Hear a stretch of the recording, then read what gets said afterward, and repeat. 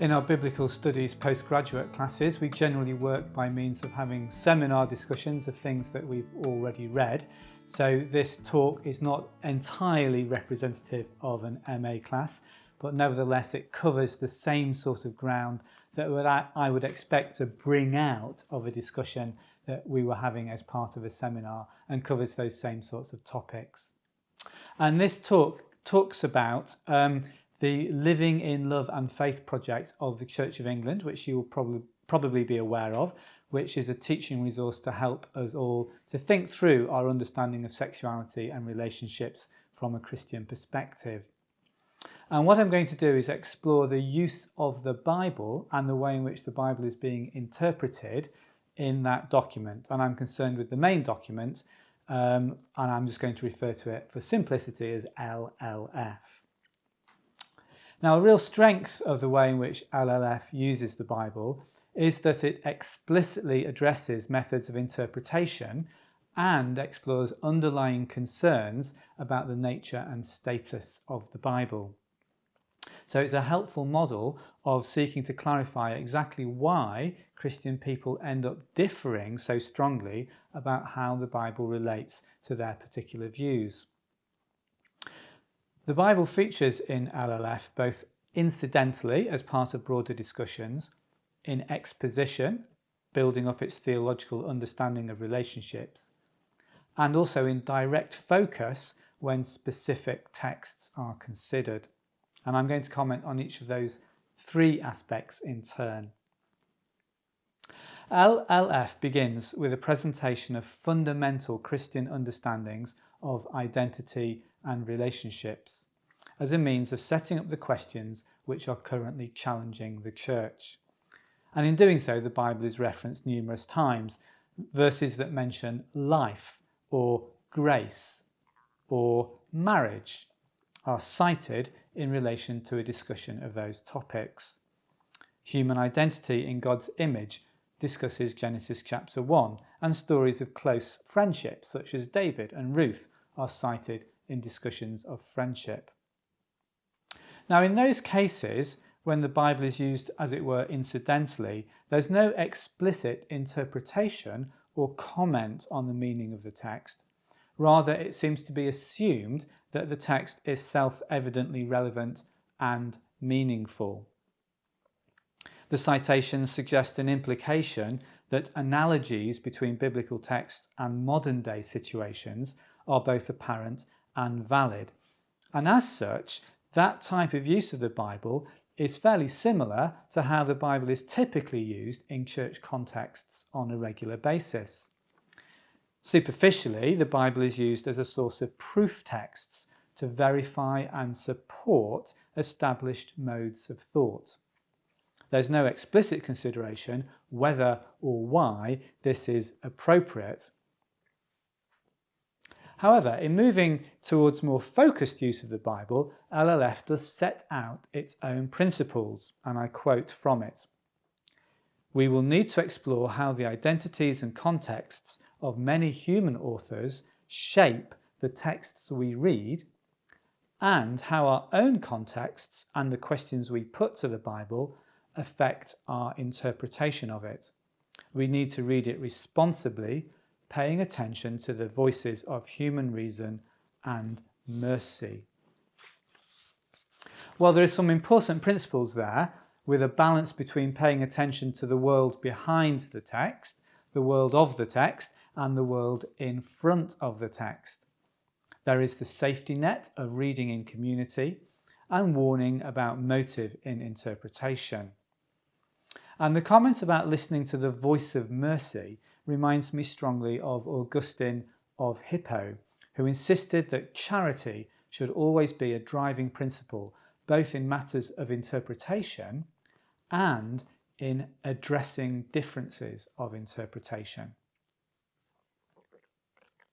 The next major section of LLF looks at contemporary social context, including the religious context. And as such, it notes the varying perspectives on sexuality and relationships which are evident in other Christian denominations and in other religions. There is a presentation of contrasting interpretations of Leviticus 18:22 by two rabbis, one a Reform rabbi, the other Orthodox. Both interpretations draw on classic midrashic techniques of reading one text in the light of another, even if there is no obvious connection between them other than a lexical one. So, for example, the interpretation of abhorrence is done in light of its use in relation to table etiquette in the Joseph story. Now, these contrasting interpretations are offered in LLF simply as illustrations of the wide range of views on these matters. No comment is made on the actual interpretation. But two important implications are evident in simply the citation of differing interpretations. First, that these interpretive methods are valid, even though they use techniques that some people might consider antithetical to historical critical use of the Bible. And second, that our interpretation necessarily occurs in a corporate setting. It's not for any one group to make of the Bible what it will without being in dialogue with all the other interested groups, both contemporaneously and historically. Next come the chapters that, and I quote, explore current Christian thinking and discussions about human identity, sexuality and marriage in the light of the good news of Jesus Christ. And these are essentially exercises in biblical theology and are expository rather than exegetical. They are narrative-styled chaining of biblical references, theme by theme. These chapters have the useful function of listing and clustering together relevant biblical texts and highlighting the diversity of the material on key topics. It is perhaps inevitable that this material comes before the detailed exegesis of specific texts, and I think perhaps it might be useful if the exercise could be repeated in the light of the detailed exegesis and following it.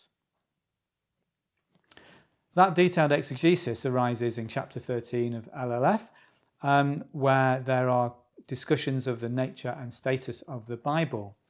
There are various references to the Church's acceptance of the God-breathed scriptures, quoting 2 Timothy 3:16, and also referring to Article 20 of the 39 Articles, which says that Anglicans believe that the Bible is God's written word and that God works through our reading of it. The complexity of what is meant by God's written word is recognised and discussed by citing a range of views on that matter. The idea of the Bible being both human and divine in origin is discussed, which prompts the reader to consider their own implicit perspective. What balance is given to the Bible's human origin and what to its divine origin when we read it? The thinking here is very similar to Peter N's analogy between the Bible and the incarnate Jesus, both fully human and fully divine, and inseparably so. In light of which, LLF comments, and I quote, "We do not think that the Bible would somehow be more the product of God's guiding hand if it were less the product of human hands. Our reading of it in the present would not be more capable of God's purposes for our lives if it could somehow be less our own activity." End of quote. So in other words, it's not a zero-sum game. We cannot say of certain bits of the Bible, oh, that's just a human bit, as is sometimes done in relation to the difficult bits of the letters of Paul or the violence in the Old Testament. The Bible is all human and it is all divine. Now that topic is resumed later on when 7 viewpoints are rehearsed about the idea of the authority of the Bible. What does it mean to say the Bible has authority? The 7 views cover a spectrum from its being a manual for living, truthful and without error and clear, through to its being a collection of fallible human voices produced by people who were caught up in movements of God's Spirit, but their words do uneven and partial justice to what they glimpsed. And I think that spectrum of viewpoints is really helpful for at least two reasons. It demonstrates why different Christian groups adopt different attitudes towards the Bible, and it allows any one person to position themselves on that spectrum and gain a better insight into how and why their perspective varies from others. So moving on to the explicit exegetical consideration of certain texts. In doing so, LLF looks at their contexts, their literary context, their historical context, and their canonical context. And in doing so, it endorses a mainstream historical critical approach to interpretation. Some such contextual analysis can be very helpful. The New Testament teachings about divorce are set into their Jewish background.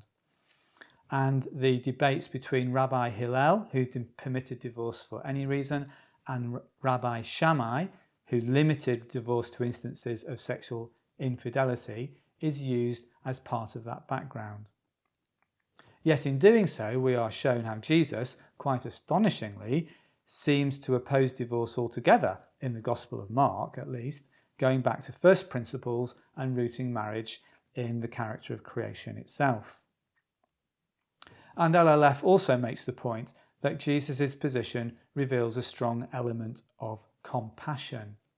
Quote, "The question about divorce posed to Jesus refers to what men could do to women, the woman being comparatively powerless in the relationship."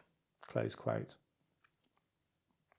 So a very good attempt has been made to show how Jesus' teaching is set in its original historical context and to draw out the implicit principles that Jesus is making use of.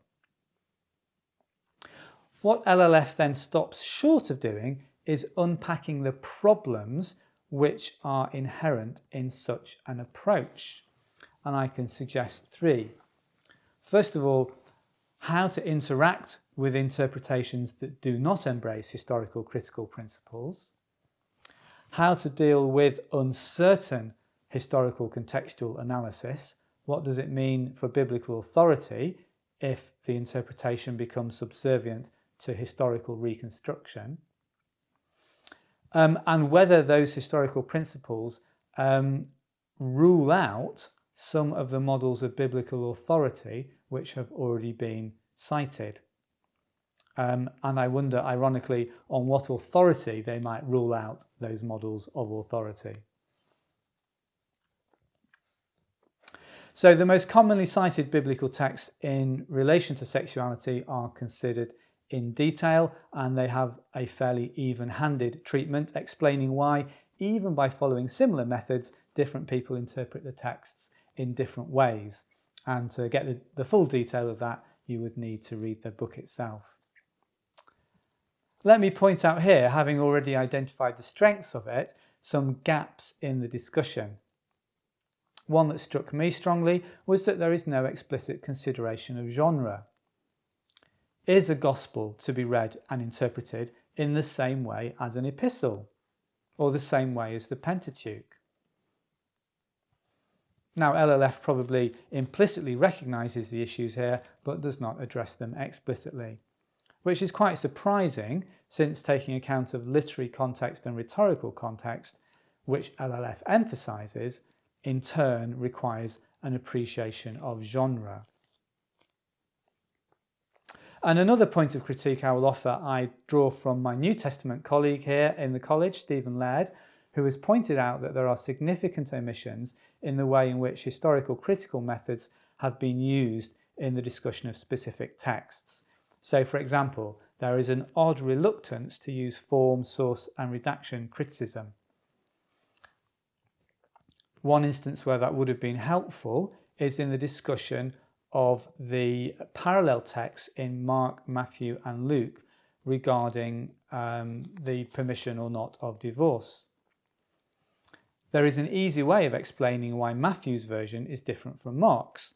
The Gospel writer of Matthew likes to portray Jesus as a lawgiver in the Jewish style, and so has editorial aligned editorially aligned the teaching of Jesus, which he found in Mark, with the position of the stricter rabbinic authorities, the school of Shammai. But that kind of explanation of reuse of material, of form and source and redaction criticism is not really opened up.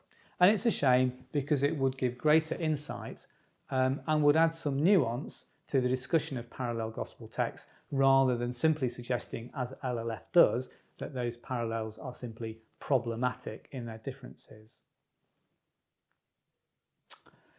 So that gives you an overview of the different ways in which the Bible is used in LLF and how its interpretation is either considered explicitly or not, and some points of contact with interpretation down the centuries.